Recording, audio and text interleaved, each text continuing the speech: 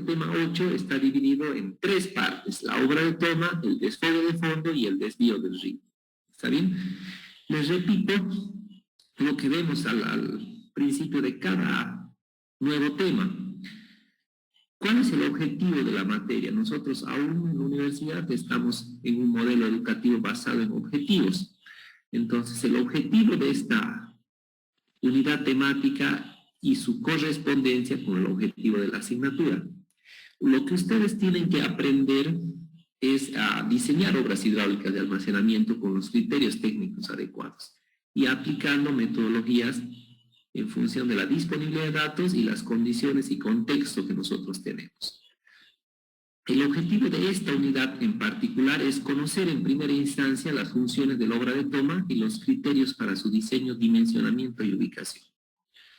¿Está bien? Estas dos cositas son importantes. Yo tengo que aprender a dimensionar y lo otro es a ubicarla. ¿Está bien? El segundo objetivo es identificar los principales tipos de obra de toma y sus características de diseño.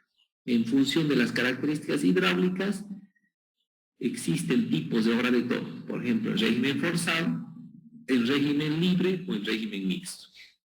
Y por último, seleccionar y ubicar los diferentes componentes de la obra de toma. Aquí vamos a hablar específicamente de las válvulas. Fíjense, este es el contenido de la asignatura que está ajustado, que ya les justifiqué a ustedes por qué yo he colocado de esa manera, siguiendo una secuencia lógica de diseño, cómo en realidad se realiza. Vimos aquí que estamos en el tema número 8, que son las obras complementarias. ¿Qué obras complementarias? La obra de toma, el desfogue del fondo y el desvío del río. En esta clase en particular vamos a ver el tema de la obra de toma. Este es ya el cronograma ajustado que lo modificamos el día de ayer. Hoy es 8 de octubre, viernes, y estamos iniciando el tema número 8. En este caso, 8.1. El próximo miércoles vamos a hacer el 8.2 y va a ser el tema de consultas, y el viernes va a ser el 8.3 y vamos a hacer ejemplos de cálculo. Y la presentación es el domingo, no se olviden, 17, ¿no? El domingo 17 a las 23:59 va a ser la fecha tope para la presentación de la segunda parte del proyecto de investigación, que corresponde a los temas 5, 6 y 7, y es el otro 15% de la evaluación. ¿Está bien? Entonces, ya tenemos 5% en prácticos. Igual la siguiente semana ya les voy a enviar el práctico número 2, que este va a ser individual. El anterior fue grupal, este va a ser individual. Espero ya entre lunes y martes subirlo a la plataforma, y el miércoles voy a explicar cómo tienen que hacer el práctico, y seguramente va a ser para el 22 o 27, ya lo conversamos con ustedes cuando colocamos la fecha de presentación del segundo práctico. A la fecha tenemos 20% ya calificado, las notas están en el sistema. Tariquía, ustedes pueden revisarlo. Cualquier duda, consulta o error que se pudiera haber presentado, por favor me escriben en el grupo para que lo corrijamos o yo les explique cuáles han sido los criterios que se han utilizado. ¿Está bien? Ya me escribieron, me olvidé yo de aumentar los puntos a un grupo que hizo una participación, así que eso lo voy a hacer para la segunda presentación. ¿Está bien? Entonces, cualquier duda sobre sus notas me escriben y lo podemos conversar o ajustar si es necesario, no hay ningún problema de eso. Les hago recuerdo también, la tercera presentación sería el 5 de noviembre, y de ahí vamos a tener 2 semanitas para las defensas. Ojalá que podamos hacerlo presenciales o virtuales, ya nos vamos a ir acomodando, ¿está bien? No hay ningún problema, vamos a tener tiempo para hacer las defensas, que es la parte más importante del proyecto. Ustedes se juegan la aprobación ahí, pero hasta ahora quiero felicitarles porque los productos que están presentando están bastante bien, y eso, digamos, ya da pie a decir que va a haber muchas personas aprobadas y que la asignatura se está comprendiendo de buena manera. Entonces, en el cronograma estamos bien, vamos a seguir avanzando de la misma manera. El tema de la obra de toma es muy importante y sencillo. Yo lo he tratado de simplificar lo máximo posible porque adicionalmente es una nueva forma que yo tengo de diseñar la obra de toma. Antes la hacía de otra manera. Obviamente eso tiene que irse ajustando y mejorando el proceso en función de los resultados que se van obteniendo. Hay que validar las metodologías y en el método de validación ahí uno realiza los ajustes necesarios para el diseño. Algunas generalidades sobre la obra de toma. Primero, ¿cuáles son las consideraciones de diseño? Existen dos consideraciones de diseño para la obra de toma. La primera es la capacidad de la obra de toma. La capacidad de la obra de toma va a estar en función del objetivo de la obra de toma del embalse, y también se recalca que puede cumplir más de una función. Por ejemplo, les doy el ejemplo de San Jacinto. Disculpe la redundancia. San Jacinto, al ser un proyecto multipropósito, su obra de toma trabaja para riego y para generación hidroeléctrica. El tema agua potable ha sido suspendido por tema de calidad de agua. Entonces, la misma obra de toma funciona a veces en determinadas horas para riego y funciona también en determinadas horas para generación hidroeléctrica, y en determinadas horas funciona para los dos objetivos. Entonces tiene un túnel, y ese túnel después llega a una bifurcación que se llama el pantalón, donde un diámetro va para la generación hidroeléctrica y el otro diámetro va para el riego, ¿no? Entonces, el caudal para la generación hidroeléctrica es mucho más que el caudal para el riego. Les doy el ejemplo. San Jacinto utiliza al año aproximadamente, creo que son 100 hectómetros para la generación hidroeléctrica y solo 10 a 12 para el riego. Entonces ahí ustedes pueden ver la diferencia de volúmenes. 10 veces más utiliza para la generación hidroeléctrica que para el riego. Entonces los caudales obviamente son mayores porque las turbinas son grandes y se necesita, creo que son 16 metros cúbicos segundo para hacer funcionar las tuberías. Entonces, en función del objetivo, yo tengo que dimensionar y ubicar mi obra de toma. ¿Qué otra consideración de diseño? En función de los niveles del embalse. La operación del embalse te determina la ubicación de tu obra de toma. Y la ubicación de la obra de toma determina también el dimensionamiento de la misma. Debe estar a una altura que le permita evacuar un caudal determinado. Entonces yo tengo que ubicar, no se olviden que el caudal que sale por una tubería está en función de la altura de carga sobre el orificio.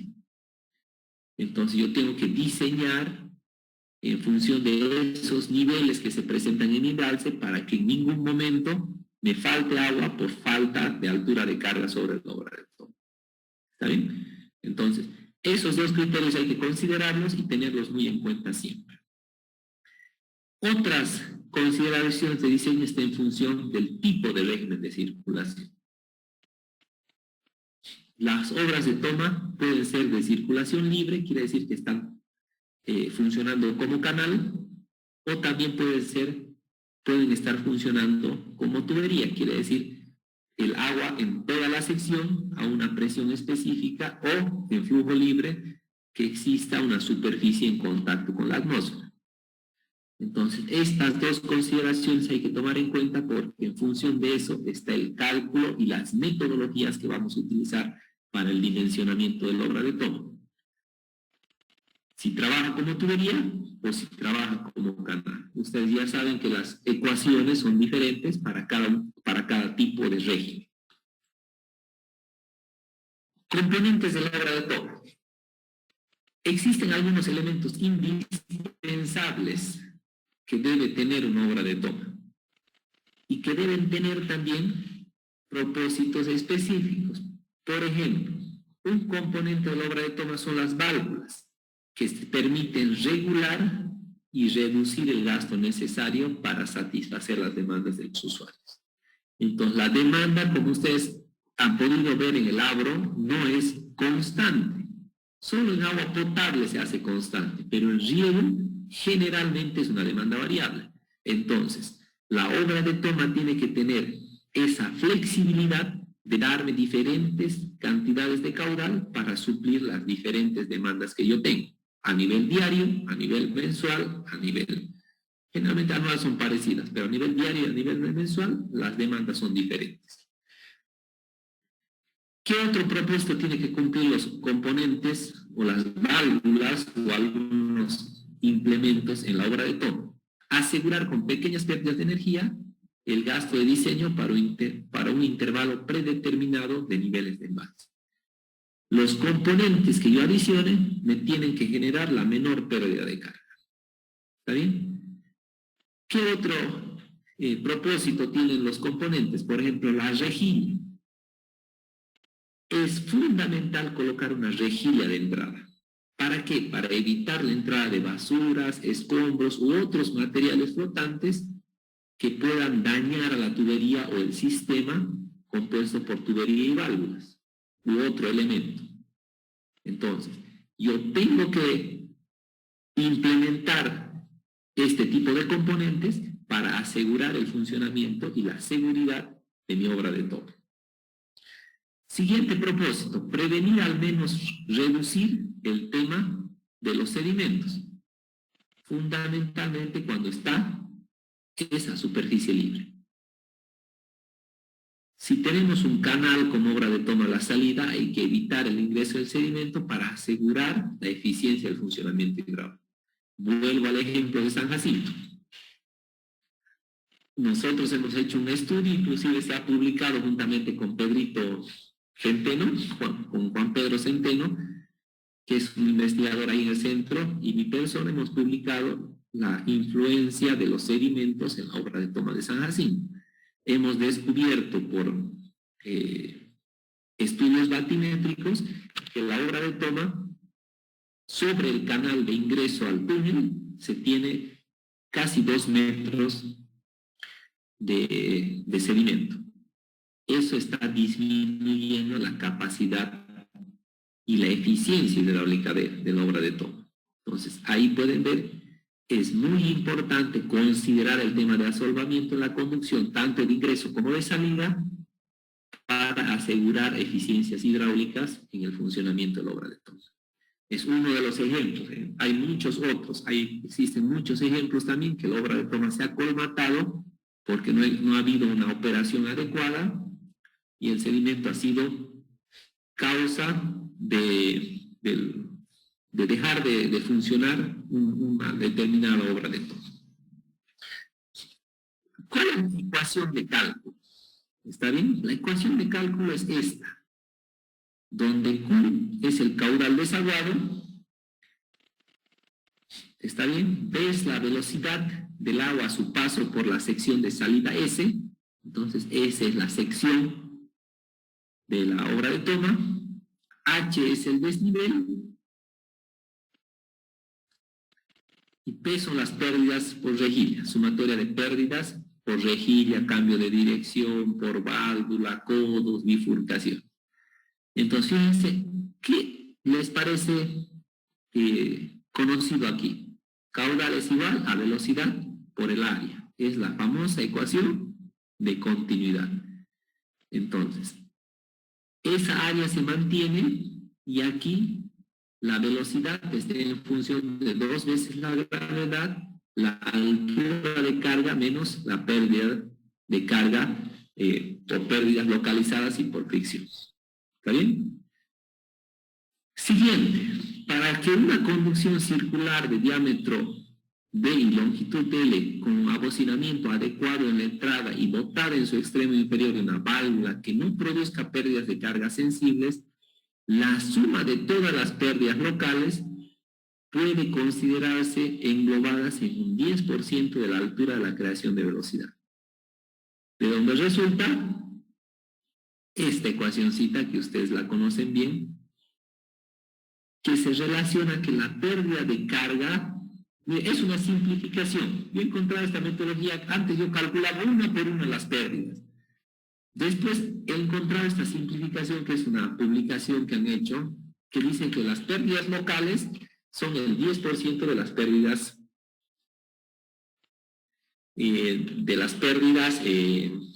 por fricción. ¿Está bien?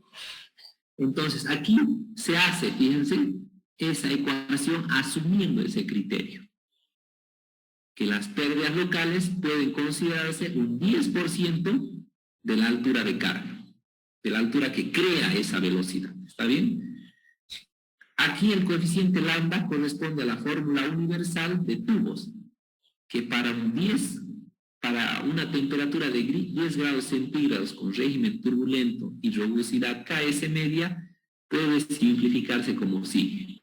¿Está bien? 1 sobre raíz de lambda es igual a 2 logaritmos de 3.66 del diámetro sobre la rugosidad media de la tubería. ¿Está bien? Eso se simplifica de la siguiente manera, considerando esta fórmula universal de tubos. ¿Y cómo se puede simplificar lo que anteriormente hemos dicho? Fíjense, esta expresión sigue siendo un poco incómoda, ¿no es cierto? Determinar esa velocidad.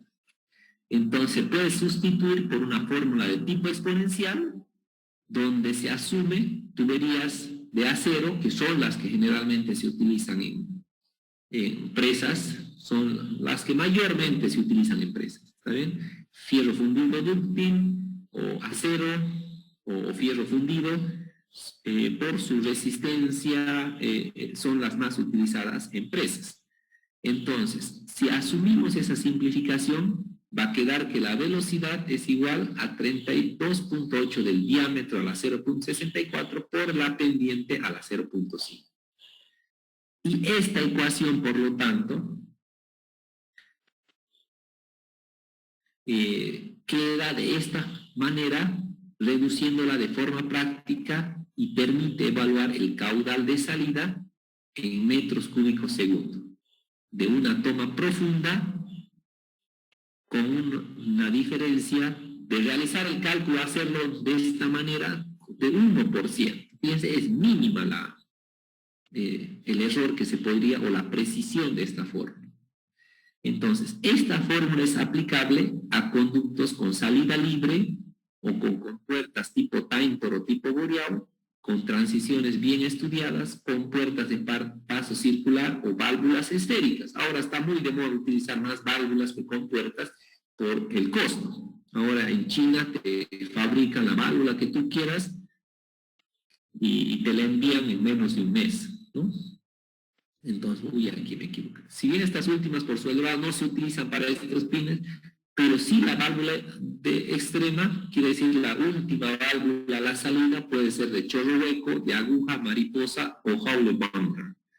La pérdida de carga que crea es importante e influye sensiblemente en la capacidad de desagüe. ¿Está bien? Entonces, lo importante son las válvulas, que después lo vamos a corregir y vamos a ver cómo se puede ajustar. Pero para determinar el caudal, yo quiero plantearles esta ecuacióncita que me parece bien práctica y fácil de aplicar, porque está en función del diámetro, está en función de la longitud de la obra de toma y está en función de la altura de carga. Y yo con estos parámetros que son físicos, que puedo determinarlos, me evito estar calculando pérdidas por fricción, pérdidas localizadas y todo el otro tema. ¿Está bien? Entonces, por favor, anótense esta formita que sirve para obras de toma y también para desfogues de fondo. Esta formita, les confieso, yo desde el 2000, cuando estuvimos construyendo la presa Cella Rumicancha, me pidieron a mí redimensionar las obras de toma. No redimensionar, sino definir si era necesario la ubicación de dos obras, de dos tuberías o una sola. Entonces hice todo un análisis con las fórmulas que yo utilizaba y después, revisando bibliografía, encontré esta formulita, que me pareció mucho más fácil y me daba los datos muy similares a realizar el cálculo detallado de todas las pérdidas de carga. Así que les hablo, era 2017 eso, ¿no? A partir de ese año, yo ahora todas las obras de tomas y desfogues de fondo diseño de esta manera, porque me resulta más rápido y los resultados son muy similares. Entonces, ahora, ¿cómo se calcula la capacidad de la obra de toma? Expresando esta pérdida de carga como, esta es la pérdida de carga, ¿no? El coeficiente K por la carga de velocidad. Los valores usuales para las válvulas de los tipos citados son los siguientes. De todos modos, cada válvula tiene su propio K, pero en líneas generales, en función del tipo de válvula, por ejemplo, esta es una válvula del tipo mariposa. La válvula del tipo mariposa, totalmente abierta, fíjense, la tapita está horizontal, entonces genera una pérdida de carga. ¿Cuánto? Un K de 0,23 aproximadamente, depende del tipo del tamaño y de algunos detalles más, pero aproximadamente es 0,23. Ahora les voy a mostrar estas cuatro, esta Howe Banger, esta Lardner Johnson y la válvula de chorro hueco, que es, bueno, ahora les voy a mostrar la gráfica, no es de chorro hueco, es porque hay una obstrucción ahí al medio, ¿está bien? Pero esta, por ejemplo, es una válvula del tipo mariposa. Vamos a ver el tema de válvulas y elementos de control para presa. Las válvulas son elementos imprescindibles. No puede existir una obra de toma sin válvulas porque es la estructura que te permite la regulación. Entonces hay infinidad de válvulas, pero están agrupadas en función de su ubicación y en función de la función, valga la redundancia, ¿no? ¿Para qué es la válvula y dónde se la ubica? Entonces, esos son los tipos de válvulas que tenemos en presas y cómo podemos seleccionarlas. ¿Dónde la voy a colocar y para qué? ¿Y cuál va a ser la función de la válvula? ¿Está bien? Permiten controlar el nivel de las presas. La obra de toma también es un regulador de la altura de la presa y puede ser utilizado también en caso de un vaciado de emergencia. Puede ser utilizado para el caudal ecológico o el caudal de bypass de la tubería. Las válvulas de cierre y seguridad no son menos importantes, ya que están encargadas de cerrar el paso del agua en caso de rotura de la tubería o de un accidente o de mantenimiento, y así el resto de los equipos y las personas y las instalaciones se aseguran. Esta grafiquita es bien importante. Es una propuesta de clasificación de válvulas que intervienen en el control de una presa. Entonces, las válvulas en presa pueden ser de entrada de agua o de salida de agua. ¿Qué quieren decir? Válvulas de cierre o válvulas de aireación para la entrada de agua, quiere decir para la obra de toma, o válvulas en presas para el tema de la salida o desagüe de fondo. ¿Cuáles son estas? Ahí están válvulas de cierre tipo mariposa, válvulas de aireación en caso de que exista oclusión de aire a ingreso, válvulas de chorro hueco o válvulas de paso anular. También, que es la que yo prefiero, la clasificación se pueden calcular en válvulas de control, válvulas de cierre, válvulas de seguridad y válvulas de aireación. ¿Está bien? Entonces, todas estas, hay muchos tipos de válvulas. Yo prefiero utilizar cuáles van a servir de control, cuáles van a servir de seguridad y cierre y cuáles van a ser de aireación. ¿Está bien? Aquí vamos a ver sobre válvulas de entrada. Entonces, ¿cuáles son esas válvulas de entrada? Son aquellas que cumplen la función de control y regulación y nos sirven para controlar las variables hidráulicas. Quiere decir, yo regulo cuánto caudal y cuánta presión se está generando en función de la apertura de la válvula. Con estas válvulas regulamos la descarga, el nivel, el caudal de bypass de la turbina, regulamos el caudal en una conducción o reducimos la presión. Estas válvulas de control de mayor uso pueden ser tipo compuerta rectangular, tipo compuerta circular o tipo válvula mariposa. Estas tres tipos de válvulas son las más utilizadas con el fin de regulación. ¿Está bien? Compuerta rectangular, compuerta circular y válvula mariposa. Esta es una compuerta rectangular. Fíjense, esta es una válvula. Miren, son bien grandes estas. El izaje se hace desde arriba y lo que hace es subir esta compuertita. Se sube la compuerta y pasa el agua a la tubería y se vuelve a cerrar. ¿Está bien? Esta válvula, conocida también como tipo americano o la válvula Boreal, que fue muy utilizada en Estados Unidos en las presas más antiguas. se utilizaban mucho estas compuertas del tipo rectangular para poder operar o regular el caudal de salida.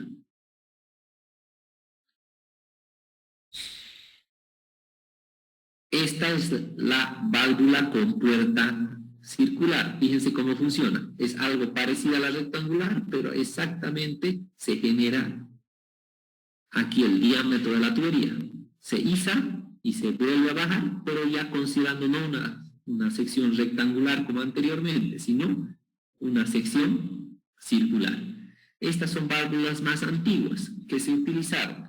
Cumplen la función de cierre y seguridad, ya que son las encargadas de abrir o cerrar el paso del agua. Generalmente las válvulas tipo compuerta funcionan o totalmente abiertas o totalmente cerradas. ¿Está bien? Entonces, la que funciona más para el tema de regulación es la válvula del tipo mariposa, porque fíjense, la válvula del tipo mariposa te permite regular el caudal con diferentes vueltas de la manija, ¿no? Entonces, aunque es bastante habitual el uso de válvulas de compuerta para funciones de cierre y seguridad, una de las válvulas que mejor realiza las funciones de seguridad por la facilidad de accionamiento, mantenimiento y economía de inversión son las válvulas mariposa de doble excentricidad. Las válvulas mariposa no solo tienen un límite operacional debido a la presión, sino también debido a la velocidad. Esa es una de las limitantes de la válvula mariposa, pero ahora cada vez menos, ¿no? Se están construyendo más fuertes, con mejor tecnología, con mejores materiales, porque inicialmente, al estar esto al medio de la tubería, cuando es mucha la velocidad, afectaba el funcionamiento del elemento de cierre, ¿no?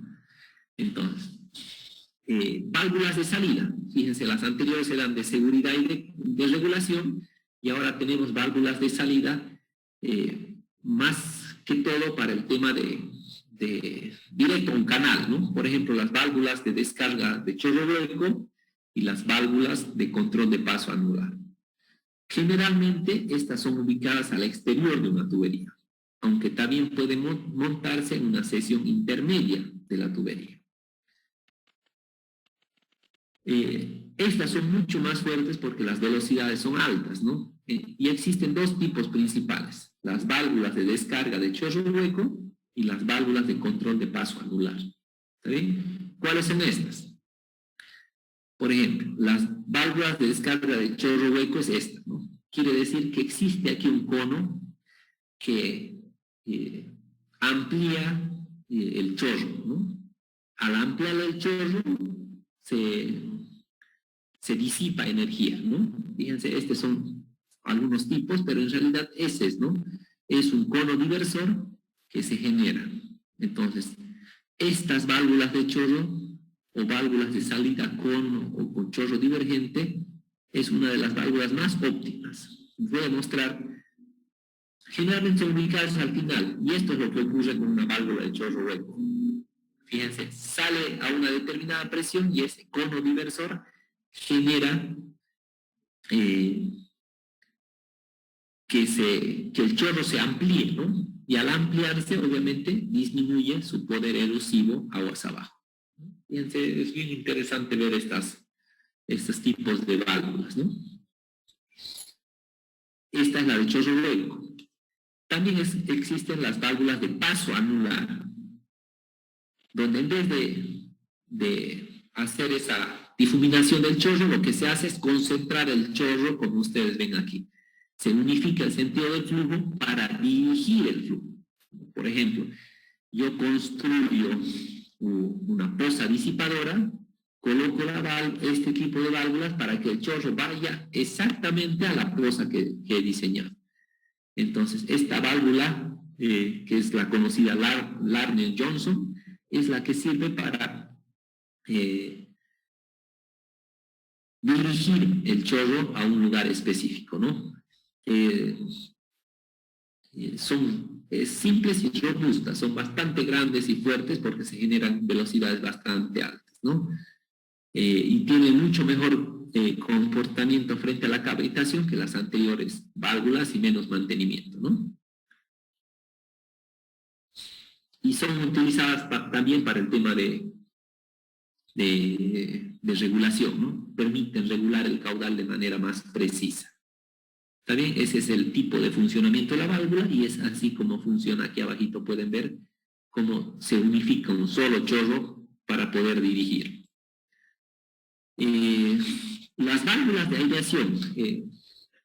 El manejo del aire es importante en el control del agua, sea para expulsar el aire o para llenar las conducciones. Entonces, al igual que en sistemas de riego, en presas también se utiliza válvulas del tipo ventosa y se aconseja que sea del tipo trifuncional, es decir, que realizan las tres funciones típicas. Expulsan el aire durante el llenado de la tubería, admiten aire en el vaciado, como purga de bolsas de aire bajo presión. Entonces estas válvulas ahora cada vez son más automáticas, en función de la necesidad se aperturan para botar el aire, ¿no? Fíjense, solo como un pistoncito que hay aquí, que permite que cuando se genera aire en la tubería, se bota automáticamente. Estas son otros tipos de válvulas de aireación que son del tipo antivacío, que son dispositivos unidireccionales, que es cuando se genera muchas cantidades de aire, es necesario colocar este tipo de válvulas para asegurar el funcionamiento y la eficiencia hidráulica de la obra de toma. Ahora, esta partecita es importante. ¿Dónde yo coloco las válvulas? Y aquí yo voy a colocar en función de un esquema que se toma. Y aquí les hablo. Generalmente siempre se coloca dos válvulas. Fíjense, esta es una presa. Como dijimos antes, siempre debe haber una rejilla para evitar el ingreso de materiales a la tubería. Y de ahí esta es la primera válvula de seguridad que tiene que estar lo más cercana a la entrada. Es una de las opciones, o lo otro es lo más cercano a la salida. Esto está en función de la ubicación de las características de operación de la válvula. Esta válvula siempre está abierta. Por eso se llama válvula de seguridad y funciona casi todo el tiempo abierta. Y esta válvula es la válvula de funcionamiento de regulación, que es la que me permite regular el caudal. En caso de que haya un problema o que exista un problema con esta válvula, que sea necesario el mantenimiento, esta válvula de seguridad es la que se cierra y realizo el mantenimiento aquí. Y después vuelvo a abrirla para seguir utilizando esta válvula de funcionamiento. Esta válvula de seguridad entonces solo tiene el objetivo de abrir totalmente y cerrar totalmente con fines de mantenimiento o algún caso de emergencia, ¿no? Donde haya un mal funcionamiento o un error en esta válvula. ¿Está bien? Entonces, mínimamente tiene que existir dos válvulas, una de seguridad y una de regulación o funcionamiento. ¿Está bien? Se ha entendido esta partecita que es muy importante. No es de colocar una sola válvula, sino siempre en presas debemos colocar dos válvulas, una de seguridad y una de funcionamiento. ¿Está bien? ¿Ha quedado claro? Perfecto, ya vamos terminando, creo que faltan 2 o 3 diapositivas más. Ahora, ¿cómo yo puedo colocar? Cada uno de los conductos debe tener un órgano de control y otro de seguridad, lo que les mencioné anteriormente. Todo conducto, si yo tengo una tubería que es la obra de toma, debe tener mínimamente 2 válvulas. ¿Está bien? Mínimamente. Una de seguridad y una de control. Ahora, ¿cómo puedo disponer eso? Fíjense, si tengo 2 tubos aquí mi válvula de seguridad y aquí mi válvula de control. O lo otro, al final, por tema de accesibilidad, aquí está de seguridad y al ladito está de control y toda esta tubería va a funcionar en régimen forzado. ¿Está bien? O así, coloco una sola compuerta de seguridad para las 2 tuberías y aquí coloco mi válvula de control. Son diferentes opciones. al inicio, al final, o una sola para dos tuberías. ¿Está bien? Entonces, aquí puede verse esquemáticamente la distribución posible de las dos válvulas, tanto de control como de seguridad. Y aquí está el ejemplo de cálculo que quería mostrarles. Para una altura de carga de 30 metros, un diámetro de 0,60 y la longitud era de 120 metros. Fíjense, con la fórmula que yo les he dado, solo se necesitan estos tres datos. ¿Qué altura de carga yo tengo? ¿Qué diámetro tengo? ¿Y qué longitud de la tubería? Entonces, pueden ver aquí esta curva de descarga de la obra de toma. En función de la altura de carga, obviamente está el caudal de desfogue. A mayor altura de carga, mayor caudal. Por ejemplo, fíjense, a 33 metros de altura de carga, yo puedo desfogar 3.2 metros cúbicos segundo. Pero mientras va bajando el nivel del agua, va disminuyendo el caudal de desfogue. Eso hay que considerar en el tema de la obra de toma para determinar cuál es el diámetro adecuado para poder trabajar la obra de toma. Entonces, fíjense, ahí está. De esta manera yo puedo determinar los caudales para diferentes alturas de carga. Y miren cómo varía. Desde 3.20 metros cúbicos a 1 metro de altura de carga, 0,56. De 0,56 a 3.20 es la variación del caudal en función de la altura de carga. Y de esa manera bien simple yo puedo escoger el diámetro. ¿Qué voy variando? El diámetro. La longitud la voy a tener definida por topografía porque tengo que ubicar dónde va a salir, hasta dónde va a llegar mi tubería de la obra de toma. Y lo que tengo que ir variando es qué diámetro me permite sacar el caudal que yo necesito para suplir mis demandas en un determinado tiempo en función de los niveles de la presa que me da la operación del embalse que ustedes lo han calculado también. ¿Está bien? Entonces, conclusiones, para ya ir concluyendo. La conclusión sería que para el dimensionamiento de la obra de toma yo utilizo esta ecuación simplificada. ¿Está bien? Está bastante simplificada. ¿Cuáles son los criterios de diseño? Primero, en su elección deben primar aspectos de calidad, comportamiento, vida útil, mantenimiento y seguridad. Dijimos que mínimamente tienen que haber dos válvulas para la obra de toma, una de control y una de seguridad. La de seguridad siempre va a estar abierta o siempre va a estar cerrada para realizar tareas de mantenimiento. Para la compra de válvulas, ¿qué debe tenerse en cuenta? Una buena planificación para suponer menos costos. Ahora se tiene muchas posibilidades de válvulas, entonces hay que escoger la más adecuada, tanto hidráulicamente como operativamente y en función de sus tareas de mantenimiento. ¿Está bien? Y ahí concluyo con esta, es una de las válvulas que está. Aquí están las dos válvulas en la presa del molino. Este es un disipador de impacto y desde la válvula choca ahí y de ahí sale de manera más sencilla para los dos canales. Este del margen derecho y este es el canal del margen izquierdo. Entonces, generalmente las válvulas están tapadas, ¿no? Pero ya nosotros sabemos que siempre debe existir dos válvulas y la operación se hace desde aquí. Por ejemplo, la de control y la de seguridad están juntas aquí. Y toda esta tubería está funcionando en régimen forzado. Muy bien. ¿Alguna duda o consulta, por favor, de lo que vimos hoy? Ingeniero, buen día.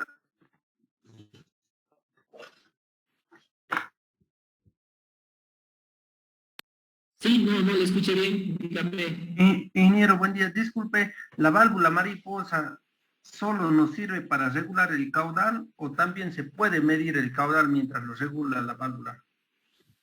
Se mide con otro instrumento.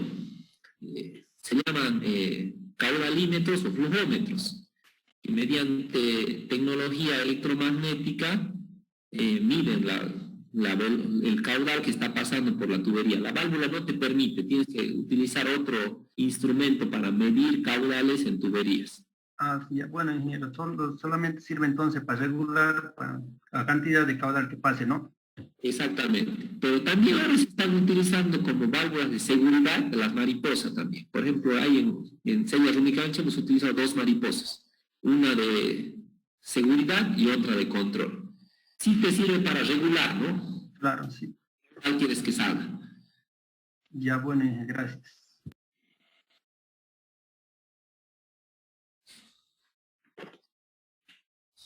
Muy bien, y entren a los catálogos, hay un montón de catálogos de válvulas, son válvulas enormes, ¿no? Por ejemplo, la que pusimos ahí en Sellas Unicancha eran enormes, sabía que una persona no la puede levantar, ¿no? Entonces, están en función del diámetro también, diámetro 1600 milímetros, son estructuras, son armatostes bien robustos, ¿no? Entonces, si quieren saber más de válvulas, yo les he colocado, alguna puede subir la presentación también a la plataforma, pero hay muchísimas que ustedes pueden ver en internet, ¿no? De todo tipo, sus dimensiones, los catálogos que llegan con las características particulares de cada válvula, su peso, sus dimensiones, su funcionamiento hidráulico, todo está en los catálogos, ¿no? Y ahora estos chinos tan español, los catálogos, ¿no? Tienen una capacidad de vender que hasta te atiende uno que habla en español, ¿no? Pues estoy hablando de Bolivia, esperen, one moment please, y un chinito, hola, ¿sí qué quiere? Entonces es impresionante la capacidad que tienen para vender. También una de estas valvulitas está sobre los 200.000 bolivianos, ¿no? Una chiquita, ¿no? Le hablo de 300, 400 milímetros, imagínense una grande. Puedes gastar 500.000 de bolivianos en una valvulita, ¿no? Una valvulita. Entonces, son precios sumamente altos, por lo tanto, hay que escogerlas bien, ¿no? O sea, que escoger una válvula que no te funcione, vas a perder 500.000 de bolivianos, más los costos de envío, de desaduanización, te salen platales una válvula, ¿no? ¿Está bien? ¿Alguna consulta? Para que ya pasemos a unos 15 minutitos a consultas del tema del proyecto. ¿Ninguna de obra de toma?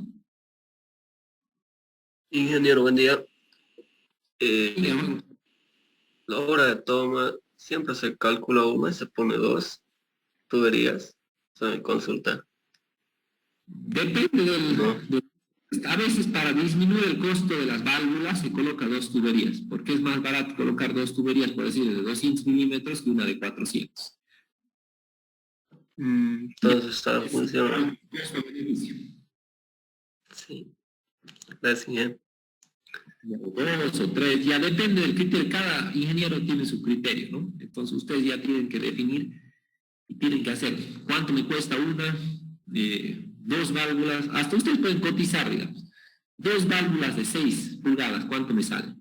Más comerciales, hay más disponibilidad, a una de 10. Entonces ya hay que definir también qué caudal me sale con dos de 6 y qué caudal me sale con una de 10.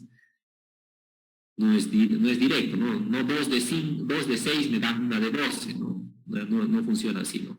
Porque las pérdidas de carga son diferentes, ustedes saben eso, ¿no es cierto? Por Hasse-Williams o por Darcy-Weisbach tenemos cómo determinar pérdidas de carga, que no es 2 de 6, es una de 12, ¿no?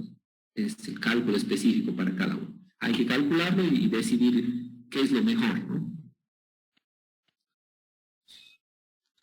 Ingeniero, buen día. Una consulta. ¿Dónde se ubican las obras de toma en una presa de tierra?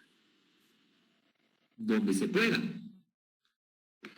Generalmente se intenta colocarlo fuera del cuerpo de la presa para que no haya una estructura que está saliendo, que corte el cuerpo de la presa, ¿no? Eso es perjudicial. Pero en caso de que no se pueda, se coloca igual ahí. Depende siempre de cada caso particular. Se coloca donde sea posible. Puede ser a un costado, puede ser al medio, hay que buscar alguna otra. La práctica común es colocar en la galería las obras de toma.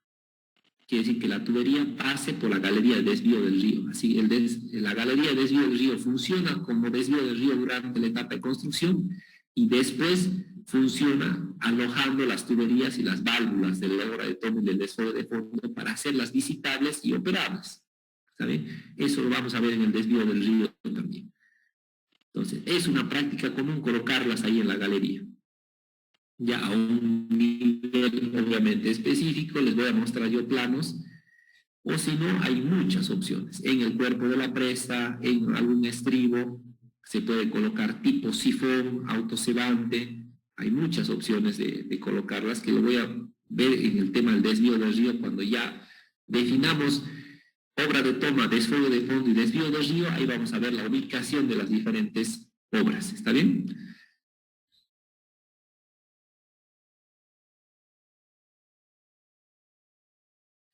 Muy bien, no hay más consultas, entonces para los que quieran consultar algo sobre el proyecto pueden quedarse, los que no, nos vemos el siguiente miércoles, vamos a ver el tema de desfogue de fondo y desvío del río, la siguiente clase, y vamos a ver un ejemplito de cálculo. Como ustedes han visto, el cálculo es sumamente sencillo.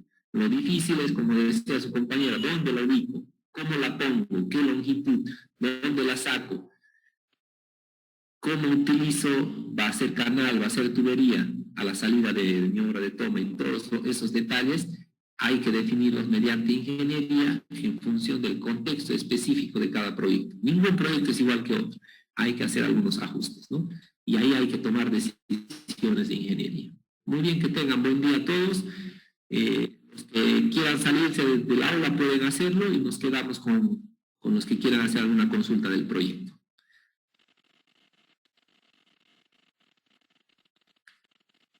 De todos modos, la próxima clase igual va a haber consultas, no hay ningún problema. Pero dejo el micrófono abierto. ¿Quién quiere consultar acerca del proyecto?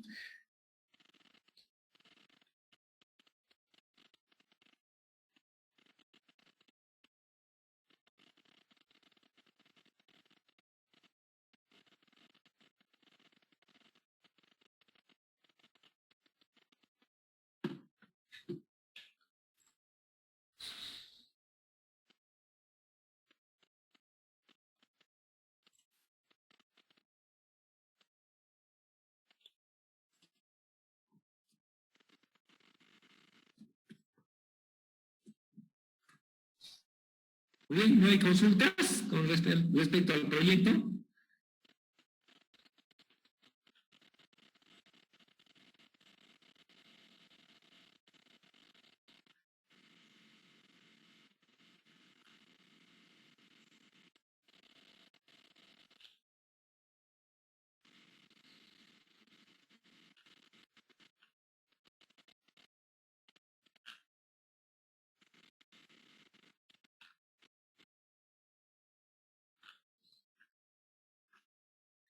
Muy bien. Si no hay consultas, entonces que tengan un buen día. Nos vemos el miércoles. De todos modos, si algún grupo va avanzando, me escribe y coordinamos una reunión sin ningún problema. ¿Está bien? Escríbame y lo vamos viendo para que se vaya ajustando esta etapa del proyecto y así el producto final va a ser mucho mejor. Gracias y que tengan buen día. Hasta luego. Hasta luego, Inge. Bueno, hija, hasta luego.